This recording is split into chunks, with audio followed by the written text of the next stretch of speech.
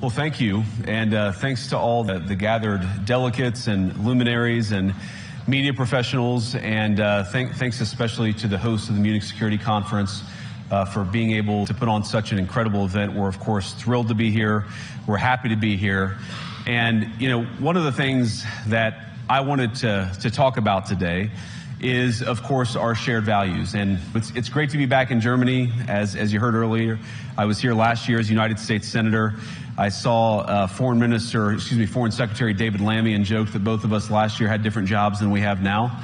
But now it's time for all of our countries, for all of us who have been fortunate enough to be given political power by our respective peoples to use it wisely to improve their lives. And I want to say that, you know, I was fortunate in my time here to spend some time outside the walls of this conference over the last 24 hours. And I've been so impressed by the hospitality of the people, even, of course, as they're reeling from yesterday's horrendous attack. And the first time I was ever in Munich was with my wife, actually, who's here with me today, on a personal trip. And I've always loved the city of Munich, and I've always loved its people. And I just want to say that we're very moved, and our thoughts and prayers are with Munich and everybody affected by the evil inflicted on this beautiful community. We're thinking about you, we're praying for you, and we will certainly be rooting for you in the days and weeks to come. Now, I hope that's not the last bit of applause that I get, but gather at this conference, of course, to discuss security. And normally, we mean threats to our external security. I see many great military leaders gathered here today. But while the Trump administration is very concerned with European security and believes that we can come to a reasonable settlement between Russia and Ukraine, and we also believe that it's important in the coming years for Europe to step up in a big way to provide for its own defense, the threat that I worry the most about vis-a-vis Europe is not Russia, it's not China, it's not any other external actor. And what I worry about is the threat from within, the retreat of Europe from some of its most fundamental values shared with the United States of America. Now, I was struck that a former European commissioner went on television recently and sounded delighted that the Romanian government had just annulled an entire election.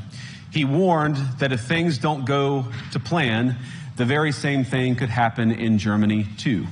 Now, these cavalier statements are shocking to American ears. For years, we've been told that everything we fund and support is in the name of our shared democratic values. Everything from our Ukraine policy to digital censorship is billed as a defense of democracy. But when we see European courts canceling elections and senior officials threatening to cancel others, we ought to ask whether we're holding ourselves to an appropriately high standard. And I say ourselves because I fundamentally believe that we are on the same team. We must do more than talk about democratic values, we must live them. Now, within living memory of many of you in this room, the Cold War positioned defenders of democracy against much more tyrannical forces on this continent. And consider the side in that fight that censored dissidents, that closed churches, that canceled elections. Were they the good guys? Certainly not. And thank God they lost the Cold War. They lost because they neither valued nor respected all of the extraordinary blessings of liberty. The freedom to surprise, to make mistakes, to invent, to build.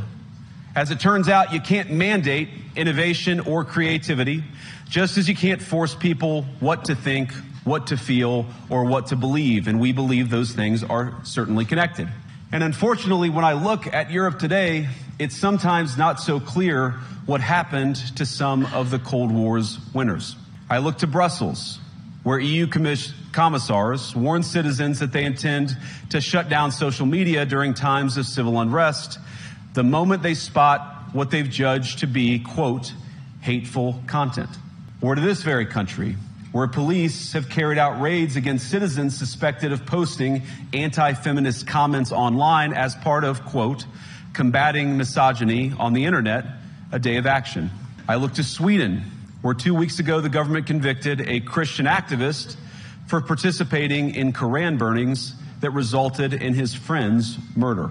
And as the judge in his case chillingly noted, Sweden's laws to supposedly protect free expression do not, in fact, grant, and I'm quoting, a free pass to do or say anything without risking offending the group that holds that belief. And perhaps most concerningly, I look to our very dear friends, the United Kingdom, where the backslide away from conscience rights has placed the basic liberties of religious Britons in particular in the crosshairs. A little over 2 years ago, the British government charged Adam Smith Connor, a 51-year-old physiotherapist and an Army veteran, with the heinous crime of standing 50 meters from an abortion clinic and silently praying for 3 minutes. Not obstructing anyone, not interacting with anyone, just silently praying on his own. After British law enforcement spotted him and demanded to know what he was praying for, Adam replied simply, it was on behalf of the unborn son he and his former girlfriend had aborted years before. Now, the officers were not moved. Adam was found guilty of breaking the government's new buffer zones law, which criminalizes silent prayer and other actions that could influence a person's decision within 200 meters of an abortion facility. He was sentenced to pay thousands of pounds in legal costs to the prosecution.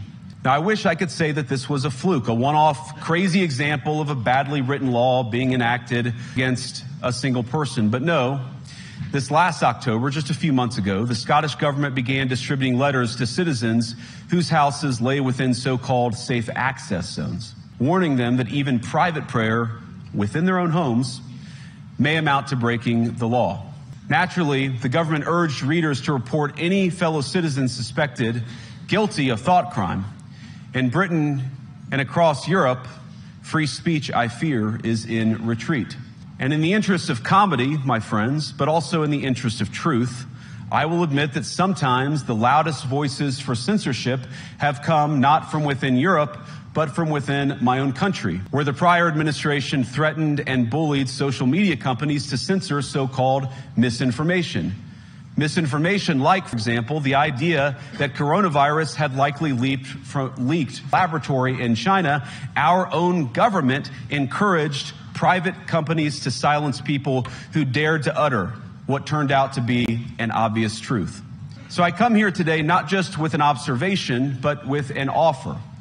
And just as the Biden administration seemed desperate to silence people for speaking their minds, so the Trump administration will do precisely the opposite, and I hope that we can work together on that. In Washington, there is a new sheriff in town, and under Donald Trump's leadership, we may disagree with your views, but we will fight to defend your right to offer it in the public square, agree or disagree.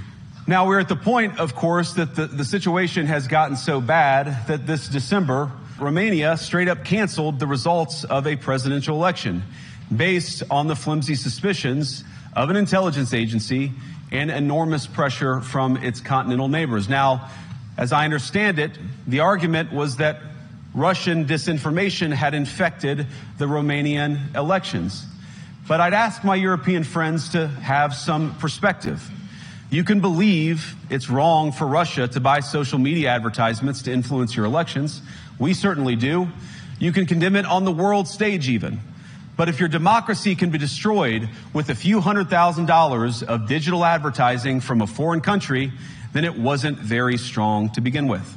Now, the good news is that I happen to think your democracies are substantially less brittle than many people apparently fear. And I really do believe that allowing our citizens to speak their mind will make them stronger still. Which, of course, brings us back to Munich, where the organizers of this very conference have banned lawmakers representing populist parties on both the left and the right from participating in these conversations. Now, again, we don't have to agree with everything or anything that people say. But when people represent, when political leaders represent an important constituency, it is incumbent upon us to at least participate in dialogue with them. Now, to many of us on the other side of the Atlantic, it looks more and more like old entrenched interests hiding behind ugly Soviet-era words like misinformation and disinformation, who simply don't like the idea that somebody with an alternative viewpoint might express a different opinion or, God forbid, vote a different way or even worse, win an election. Now, this is a security conference, and I'm sure you all came here prepared to talk about how exactly you intend to increase defense spending over the next few years in line with some new target. And that's great, because as President Trump has made abundantly clear, he believes that our European friends must play a bigger role in the future of this continent. We don't think, you hear this term, burden sharing, but we think it's an important part of being in a shared alliance together that the Europeans step up while America focuses on areas of the world that are in great danger. But let me also ask you, how will you even begin to think through the kinds of budgeting questions if we don't know what it is that we're defending in the first place?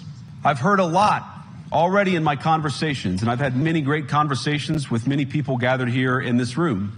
I've heard a lot about what you need to defend yourselves from, and of course that's important. But what has seemed a little bit less clear to me, and certainly I think to many of the citizens of Europe, is what exactly it is that you're defending yourselves for. What is the positive vision that animates this shared security compact that we all believe is so important? And I believe deeply that there is no security if you are afraid of the voices, the opinions, and the conscience that guide your very own people. Europe faces many challenges, but the crisis this continent faces right now, the crisis I believe we all face together, is one of our own making. If you're running in fear of your own voters, there is nothing America can do for you. Nor, for that matter, is there anything that you can do for the American people who elected me and elected President Trump. You need democratic mandates to accomplish anything of value in the coming years. Have we learned nothing that thin mandates produce unstable results? But there is so much of value that can be accomplished with the kind of democratic mandate that I think will come from being more responsive to the voices of your citizens. If you're going to enjoy competitive economies, if you're going to enjoy affordable energy and secure supply chains, then you need mandates to govern, because you have to make difficult choices to enjoy all of these things. And of course, we know that very well in America.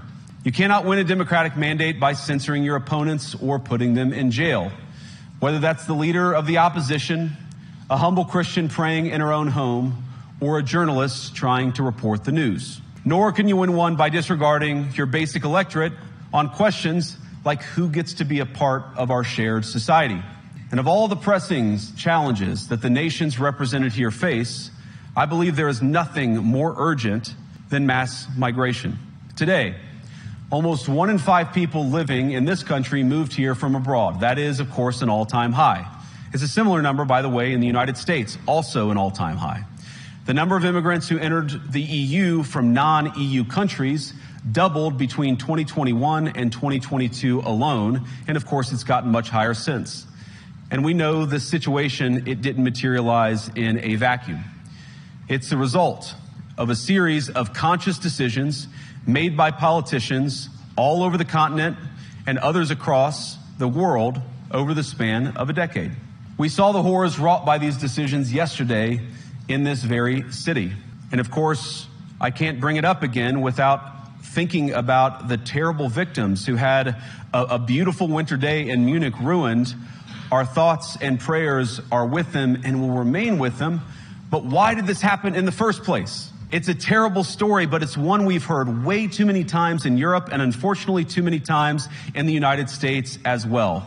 An asylum seeker, often a young man in his mid-20s, already known to police, rams a car into a crowd and shatters a community. How many times must we suffer these appalling setbacks before we change course and take our shared civilization in a new direction? No voter on this continent went to the ballot box to open the floodgates to millions of unvetted immigrants. But you know what they did vote for? In England, they voted for Brexit, and agree or disagree, they voted for it. And more all over Europe, they're voting for political leaders who promise to put an end to out-of-control migration. Now, I happen to agree with a lot of these concerns, but you don't have to agree with me. I just think that people care about their homes, they care about their dreams, they care about their safety, and their capacity to provide for themselves and their children. And they're smart. I think this is one of the most important things I've learned in my brief time in politics. Contrary to what you might hear a couple mountains over in Davos, the citizens of all of our nations don't generally think of themselves as educated animals or as interchangeable cogs of a global economy. And it's hardly surprising that they don't want to be shuffled about or relentlessly ignored by their leaders. And it is the business of democracy to adjudicate these big questions at the ballot box. I believe that dismissing people, dismissing their concerns, or worse yet, shutting down media, shutting down elections, or shutting people out of the political process protects nothing. In fact, it is the most surefire way to destroy democracy. And speaking up and expressing opinions isn't election interference. Even when people express views outside your own country, and even when those people are very influential. And trust me, I say this with all humor, if American democracy can survive 10 years of Greta Thunberg scolding, you guys can survive a few months of Elon Musk. But what German democracy, what no democracy, American, German, or European, will survive is telling millions of voters that their thoughts and concerns, their aspirations, their pleas for relief are invalid or unworthy of even being considered. Democracy rests on the sacred principle that the voice of the people matters. There's no room for firewalls. You either uphold the principle or you don't. Europeans, the people, have a voice. European leaders have a choice. And my strong belief is that we do not need to be afraid of the future. You can embrace what your people tell you, even when it's surprising, even when you don't agree. And if you do so, you can face the future with certainty and with confidence, knowing that the nation stands behind each of you. And that, to me, is the great magic of democracy. It's not in these stone buildings or beautiful hotels. It's not even in the great institutions that we have built together as a shared society. To believe in democracy is to understand that each of our citizens has wisdom and has a voice. And if we refuse to listen to that voice, even our most successful fights will secure very little. As Pope John Paul II, in my view, one of the most extraordinary champions of democracy on this continent or any other, once said, "Do not be afraid." We shouldn't be afraid of our people, even when they express views that disagree with their leadership. Thank you all. Good luck to all of you. God bless you.